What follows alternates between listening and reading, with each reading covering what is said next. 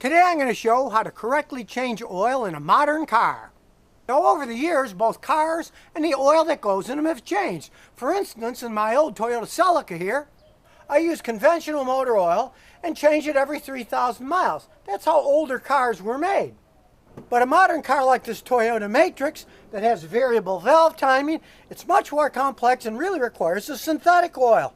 These oils are lighter for tighter tolerances. In this case, it's a 5W30 oil. So you match it with this platinum oil. That's also a 5-way dirty oil.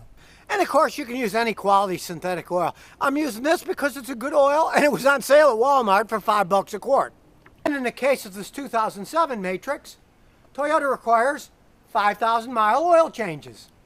Now, if you have a late model car like this Toyota that uses the 0W oil, you can use the Pennzoil Ultra Platinum Full Synthetic Oil, and you only need to change it every 10,000 miles or once a year.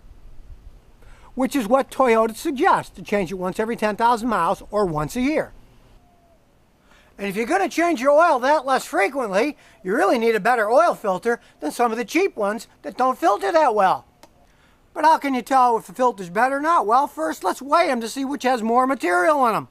Okay, now the cheaper Autolite filter, it weighs 160 grams. While the Platinum filter, it weighs 192 grams.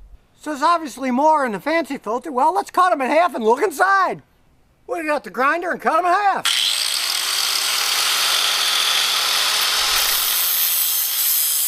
And we'll cut the Platinum one in half too.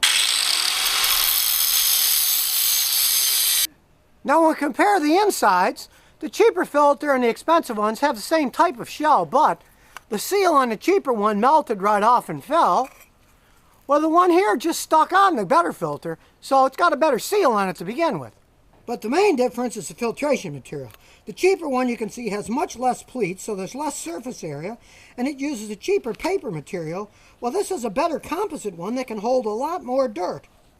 And when we look at the bottom of the filters, the anti-drain back valve, it's real cheap, made out of plastic on a cheaper filter, but here it's all metal with a metal spring, so it's going to last a lot longer. So if you're going through all the trouble using the right oil for your engine, you might as well use the right filter that's going to filter it for a long time. And now I'm going to show you how easy it is to change your own oil. You just have to jack the car up a little, because all modern cars are pretty low to the ground. Now some guys are really worried to put a jack stand under here, but really, we're just jacking the car up. The tires are still on the car, so even if it went down, the car would still land on the tires. It wouldn't crush you. And here's where years of experience have taught me a lot. Sometimes it's hard to get those drain plugs off, so get a long bar like this with a socket on it, then you can easily pull it loose. And of course, you have your drain pan ready to catch the oil when it comes out. Here's the oil drain plug. You just put the socket on and give it a big pull. Oh, there it goes. And with your fingers and gloves, so you don't hurt anything. Out it comes. And of course, realize that you should run your engine for maybe 5 minutes and let it sit for 10 minutes before changing the oil, so the oil's warmed up and flows better, but it's not too hot. That's why you wait 10 minutes to change it.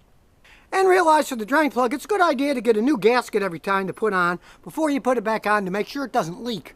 Then once it stops dripping, put the plug on with your fingers, then put the socket on to make it nice and tight. In comes the oil filter. Now I'm strong, so I can unscrew these things by hand. But sometimes they stick on, or you're maybe not that strong. So they make these simple tools that cost about $7 at AutoZone. They go right on the oil filter, and you put a wrench and an extension on them, and then they can turn them off real easy. Now before you put the new oil filter on, here's a tip.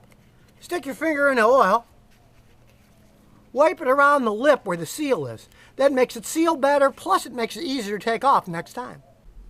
Then you just screw the filter back on, make it nice and snug. Then you just pour the correct amount of oil back in. And there's 2 ways of doing that. You can either look it up in your book, Google it and find what it is, or you can do it the old-fashioned way. You can check it before you change it and make sure it's full, then measure exactly what comes out, put the same amount back in. You can't beat that. And then the question arises, what do you do with the old oil? Well, I pour mine in a container and take it to a recycling center. And many auto parts stores take your old oil too. You can just pour it back in the containers it came in and give it back to them and they'll recycle it. So now you know how to correctly change oil in a modern car.